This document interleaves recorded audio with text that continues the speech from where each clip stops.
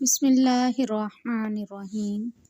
ایک مرتبہ اللہ کریم نے حضرت اسرائیل علیہ السلام سے دریافت کیا کہ اے اسرائیل، آج تک جن لوگوں کی روح تو نے قبض کی، ان میں سے کسی پر تجھے رحم بھی آیا؟ اسرائیل نے عرض کیا، اے پروردگار، تو خوب جانتا ہے کہ روح قبض کرتے وقت ہمیشہ میرا دل دکھتا ہے، لیکن تیرے حکم سے سرتابی کی مجال کہاں؟ خدا نے پوچھا، یہ بتا تجھے سب سے زیادہ رحم کس پر آیا؟ الہی، ایک موت ایسی ہے جو بلائے نہیں بولتی، اور وہ غم ایسا ہے جو تنہائی میں بھی میرے ساتھ رہتا ہے۔ ایک کشتی مردوں اور عورتوں سے بھری ہوئی سمندر میں سفر کر رہی تھی۔ تو نے حکم دیا، اس کشتی کو فنا کر دے۔ میں نے کشتی کو پاش کر دیا۔ تو نے فرمایا، سب مردوں اور عورتوں کی روحیں قبض کر لو، لیکن ایک عورت اور اس کے بچے کو چھوڑ دے۔ میں نے اس حکم کی بھی تعمیل کی، سب کی جانیں قبض کر لیں، ایک بہتے تختے پر ماں اور اس کا بچہ رہ گئے، اور پھر وہ تختہ سمندر کے کنارے پر پہنچ گیا۔ میں اس ماں اور بچے کی جان بچ جانے سے بہت خوش ہوا، لیکن پھر تیرا حکم آیا، اے اسرائیل، جلد ماں کی روح قبض کر اور بچے کو اکیلا چھوڑ دے۔ اے باری تعالیٰ، تو خوب جانتا ہے، یہ حکم پا کر میرا کلیجہ کانپ گیا تھا۔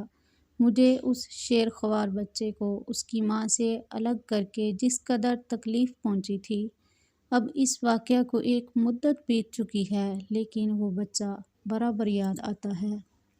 اللہ تعالیٰ نے فرمایا، کیا تو جانتا ہے کہ وہ بچہ اب کہاں ہے اور کس حال میں ہے؟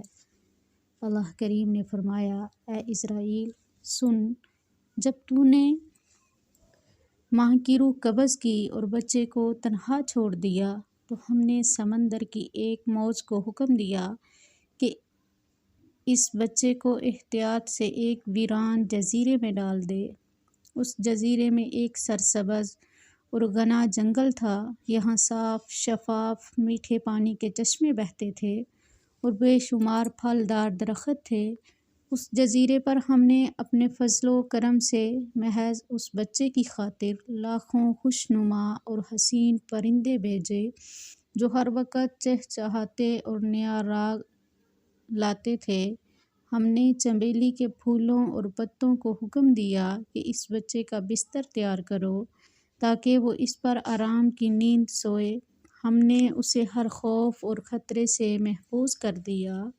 آفتاب کو حکم دیا کہ اپنی تیز دھوپ اس پر نہ ڈال، ہوا کو فرمایا اس پر آہستہ آہستہ چل، بادلوں کو حکم دیا اس پر بارش نہ برسانا، بجلی کو ہدایت کی کہ خبردار، اسے اپنی تیزی دکھا کر مت ڈرا۔ انہی دنوں جنگل میں بھیڑیے کی مادہ نے بچے دیے تھے۔ ہم نے اسے حکم دیا کہ اپنے بچوں کے ساتھ اس انسان کے بچے کو دودھ پلا، اس کی دیکھ بھال کر اور اسے کوئی نقصان نہ پہنچنے دے۔ اے اسرائیل، اس نے بھی ہمارے حکم کی تعمیل کی، یہاں تک کہ وہ تنہا اور بظاہر بے یار و مددگار بچہ پرورش پا کر خوب صحت مند اور بہادر ہو گیا۔ ہم نے اس کے پاؤں میں کبھی کانٹا بھی نہ چبھنے دیا۔ دنیا جہان کی نعمتیں اسے عطا کیں اور وہ ان کا شکر بھی ادا کرتا تھا۔ اور اب اے ملک الموت، تو جانتا ہے وہ بچہ کہاں ہے اور کیا کر رہا ہے؟